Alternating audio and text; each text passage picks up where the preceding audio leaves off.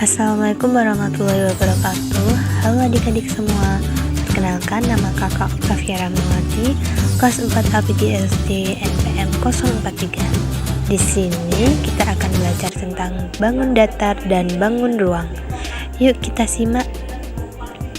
Secara umum ada dua jenis bangun datar. Yang pertama, bangun datar konveks. Bangun datar konveks adalah bangun datar yang memiliki sifat untuk setiap ruas garis yang menghubungkan dua titik pada keliling bangun. Maka semua ruas garis berada di dalam bangun datar tersebut. Perhatikan gambar bangun datar di bawah ini. Dimanapun titik A dan B, maka ruas garis AB seluruhnya di dalam bangun tersebut. Selanjutnya yang dimaksud bangun datar sederhana adalah bangun datar konveks. Yang kedua, bangun datar konkav. Suatu bangun datar dikatakan konkav bila terdapat ruas garis yang menghubungkan dua titik pada sisinya, dengan sebagian atau seluruh ruas garis tersebut terletak di bagian luar bangun datar. Perhatikan gambar bangun datar di bawah ini. Terdapat ruas garis AB yang sebagian atau seluruh ruas garisnya terletak di bagian luar bangun tersebut, sehingga bangun datar di atas merupakan bangun datar konkav. Kemudian ada contoh bangun datar, yaitu segitiga. Segitiga adalah bangun datar yang terjadi dari tiga ruas garis yang setiap dua ruas garis bertemu ujungnya. Tiap ruas garis yang membentuk segitiga disebut sisi. Pertemuan ujung-ujung ruas garis disebut titik sudut. Nah, ini adalah contoh bangun datar segitiga. Unsur suatu bangun segitiga yang pertama itu sisi, yaitu berupa ruas garis yang membentuk segitiga adalah batas yang membedakan bagian dalam dengan bagian luar. Yang kedua ada titik sudut, adalah perpotongan antara dua ruas garis atau pertemuan ujung ruas garis. Yang ketiga, titik puncak suatu segitiga adalah titik sudut yang berhadapan dengan alas dari segitiga tersebut. C. Macam-macam segitiga. Yang pertama, pembagian atas dasar besar sudut-sudutnya. A. Segitiga lancip, yaitu segitiga yang ketiga sudutnya lancip. B. Segitiga siku-siku, yaitu segitiga yang salah satu sudutnya siku-siku. C. Segitiga tumpul, yaitu segitiga yang salah satu sudutnya tumpul. Secara rinci dapat pula disajikan dengan data sebagai berikut. Segitiga tumpul PQR sudutnya 90 derajat sampai dengan 180 derajat. Segitiga siku-siku sudut FED sama dengan sudutnya 90 derajat.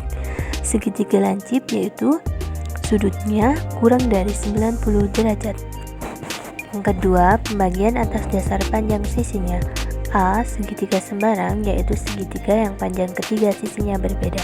Sifat dari segitiga sembarang yang pertama, besar ketiga sudutnya berbeda. Yang kedua, panjang ketiga sisinya berbeda. B. Segitiga sama kaki, yaitu segitiga yang tepat dua sisinya sama panjang.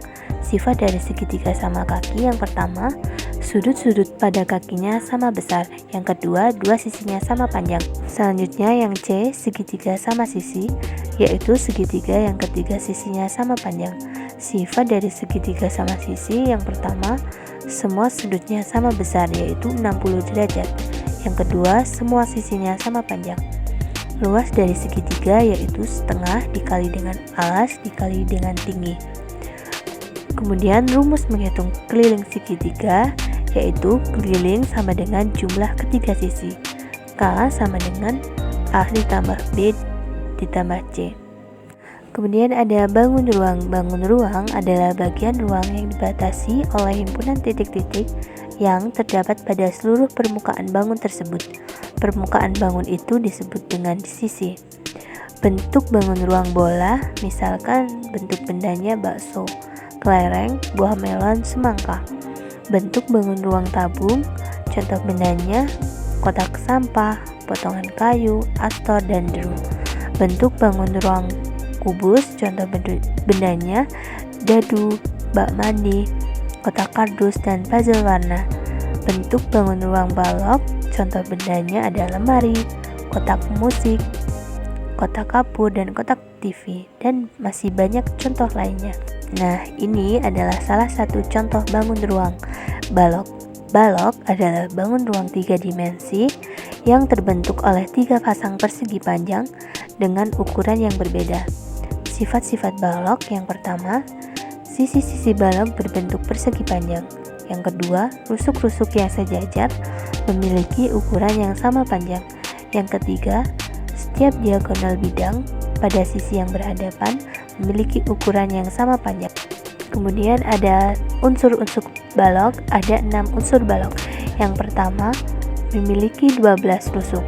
Yang kedua, memiliki 12 diagonal bidang. Yang ketiga, memiliki 8 titik sudut. Yang keempat, memiliki 6 sisi berbentuk persegi dan persegi panjang. Yang kelima, memiliki 4 diagonal ruang. Yang keenam, memiliki 6 bidang diagonal. Luas dari balok yaitu L sama dengan 2 dikali PL ditambah PT dan ditambah LT.